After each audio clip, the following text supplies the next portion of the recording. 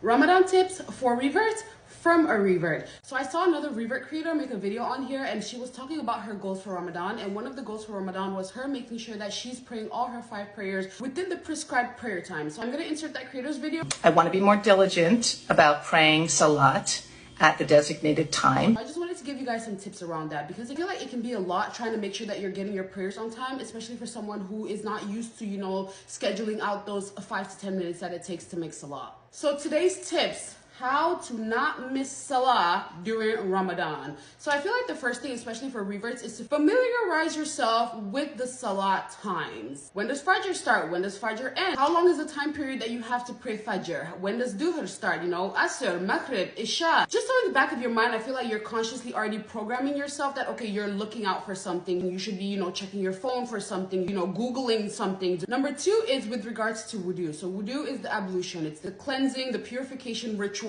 before the ritual prayer. Especially for people who have like a structured day, like you go to work, you go to an office, you go to school or something. I feel like the best way to navigate ablution is to do ablution every time you use the bathroom. Now, not only are you constantly purifying yourself and cleansing away your sin, there's like a 98% chance that by the time the next Salah time comes around, you're gonna be in a state of wudu. So let's say you're taking a quick little break, a quick little step away. So rather than taking like a 15-minute step away because you gotta start with ablution, you gotta dry yourself, you gotta moisturize, and then you make prayer, you're already in a state of ablution and you go straight into your Salah. That honestly was a game changer for me. Every time I use the bathroom, wudu. The second thing, and I feel like it just makes Salah more convenient, is when you're leaving your home, leave in clothes that you can pray Salah in. Now, there are rules for garments that you can pray Salah in. It has to, you know, obviously cover your hair. It has to be proper hijab. Cover your hair, your ears, your neck. It cannot show your shape. It has to go up to your sleeves. It has to go down to your legs.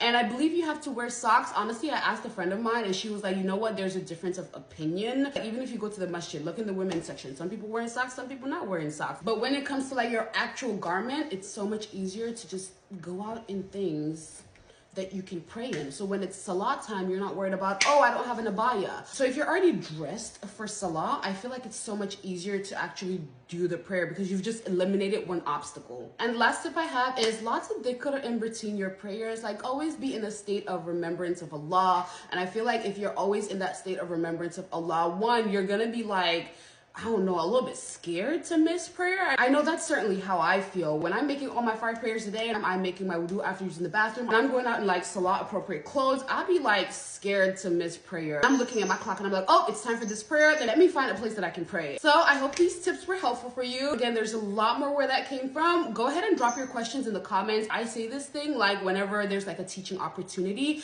there's no such thing as a dumb question. I had to learn. I'm a revert. I didn't know Salah, I didn't know wudu, I didn't know ablution, I didn't know all of that. I didn't know what those meant. If I'm going too fast or I said something that you're confused about, please drop a question below. I do try to film these videos a little bit in advance, but if I see your question, I will address it in a future video, inshallah. Alright guys, that's it for today. If I have said anything that has benefited you in this video, please make dua for me. And if I have said something wrong out of ignorance, ya Allah, please forgive me. Until next time, bye.